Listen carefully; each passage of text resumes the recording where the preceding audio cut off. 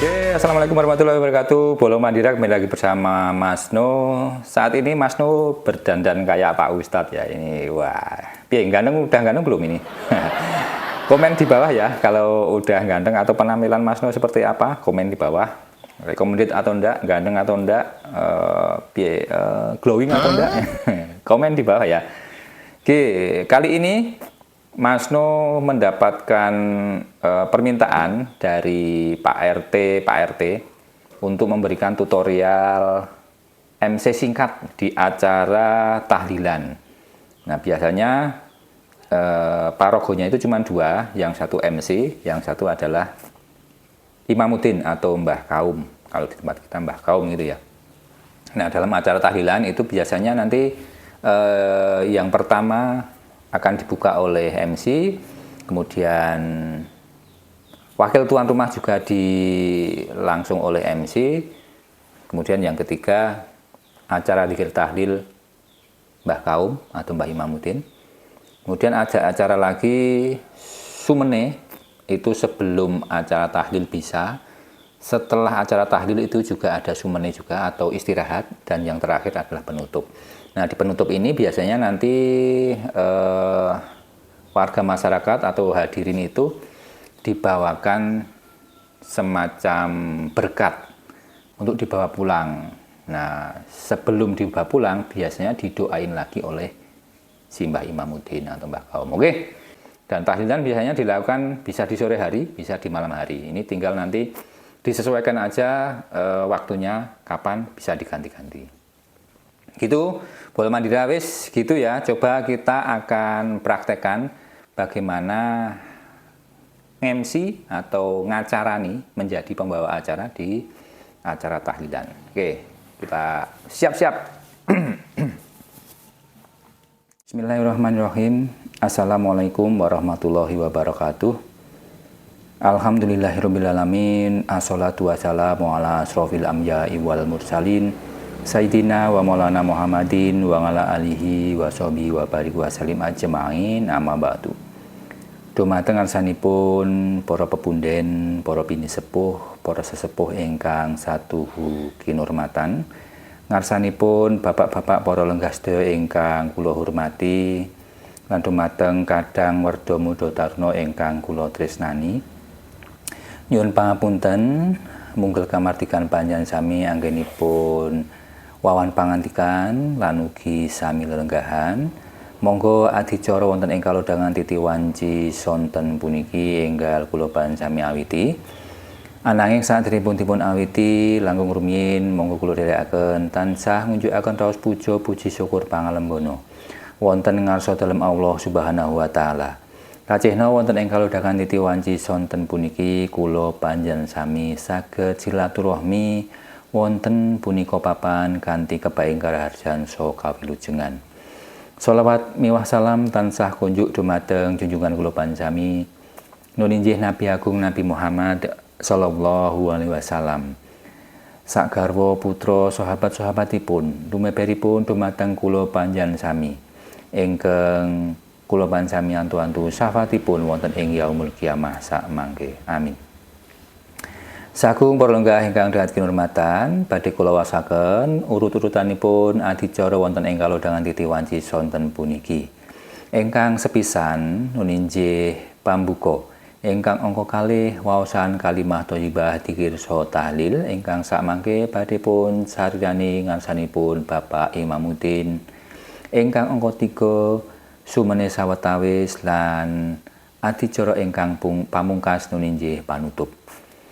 Sagung para lenggah ingkang dahat kinurmatan, monggo kagem gemeni wekdal adicara wonten ing kalodhangan titi wanci sonten puniki kula pansami awiti kanthi waosan basmalah kula dherekaken.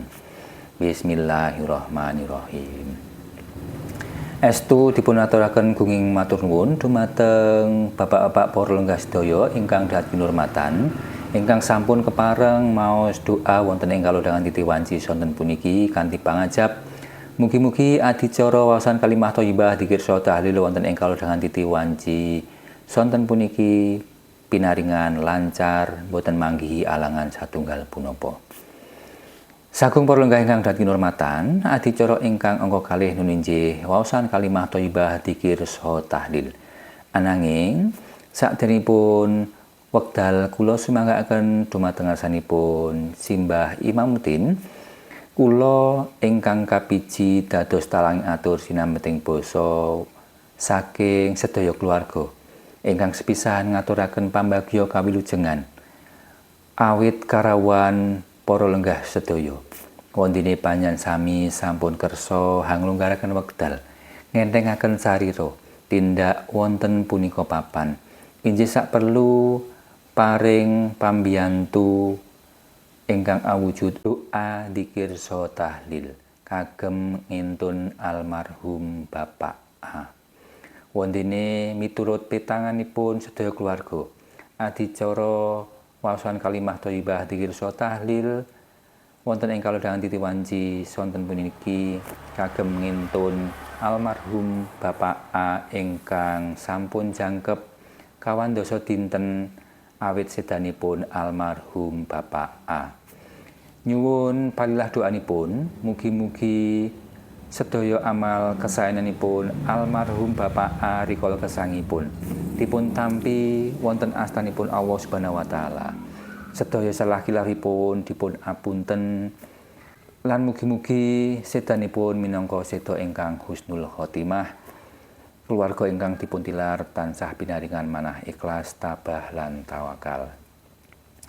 Ingkang salajengipun keluarga ngaturaken matur nuwun lan nyuwun pangapunten. Mbok bilih anggenipun nampi rawuh para lenggah sedaya saking purwa madya ngantos wusanipun. Anggenipun caos papan pilenggahan, unjukan sarta daharan. Mbok bilih boten meranani dumateng ngarsanipun para lenggah sedaya.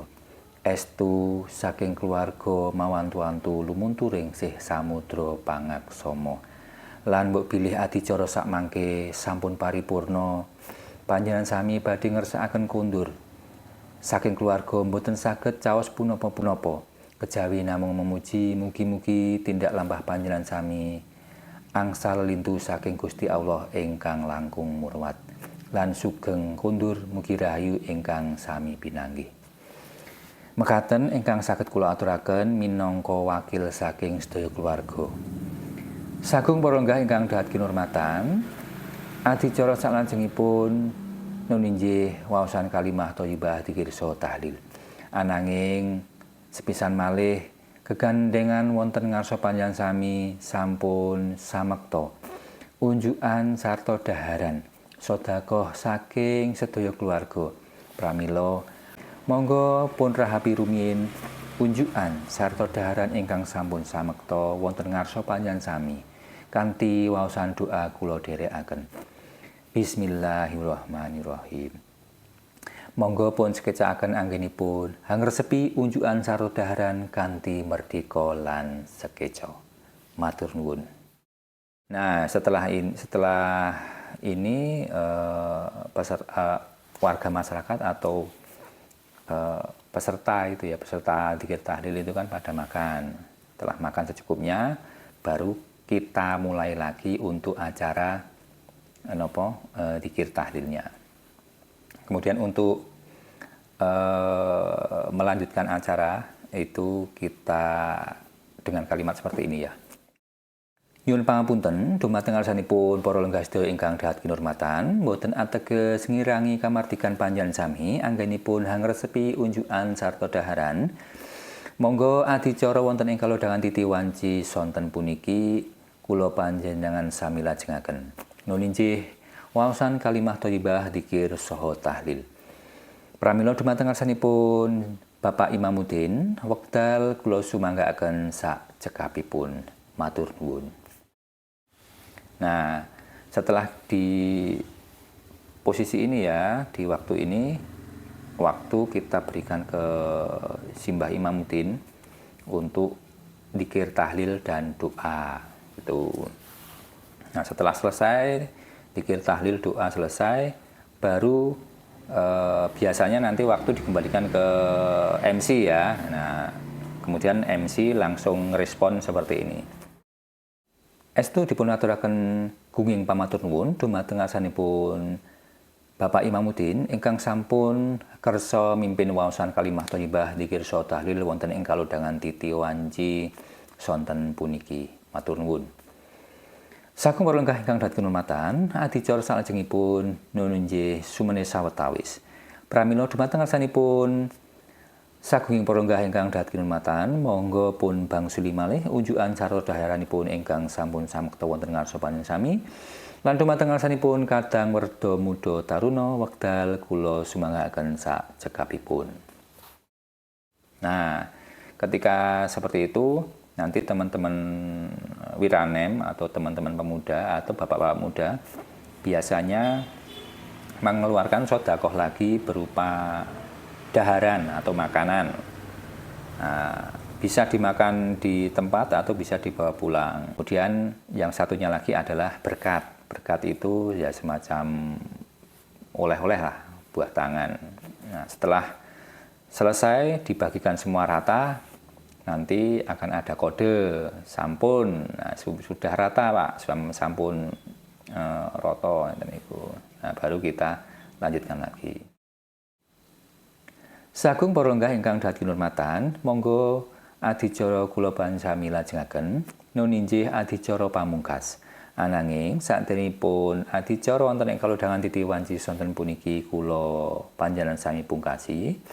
Mbok bilih anggenipun kula nderekaken lampahing adicara wonten ing kalodhangan titi wanci sonten puniki kathah salah kilaf estu kula pribadi nyuwun agunging samudra panguksama. Lan wonten ing akhir adicara sakmangke kula pansami suwunaken barokah doa saking panjenenganipun Bapak Imamuddin supados adicara wonten ing kalodhangan titi wanci sonten puniki angsal ridhanipun saha angsal barokahipun saking Gusti Allah ingkang Maha Ageng. Mekaten ingkang saged kula aturaken lan monggo adicara wonten ing kalodhangan titi wanci sonten puniki kula pansami pungkasi kanthi waosan hamdalah sesarengan. Alhamdulillahirabbil alamin. Ingkang salajengipun wekdal kula sumanggaaken dumateng asanipun Bapak Imamuddin. Monggo. Nah, ketika sudah ke Mbah Imamuddin itu baru didoain, gendurinya didoain dan acara selesai, ditutup oleh Mbah Imamuddin atau Bapak Imamuddin dengan doa. Begitu Bolo Mandira, semoga bermanfaat video ini. Apabila kurang jelas, nah nanti bisa calling. Atau besok akan kita agendakan lagi kursus MC Bahasa Jawa part 2. Karena dulu kita pernah melakukan kursus ya, atau ya semacam pelatihan selama 5 kali pertemuan dalam jangka waktu 2 bulan. Besok kita agendakan lagi. Oke, begitu. Salam Mandira tan ora sirna.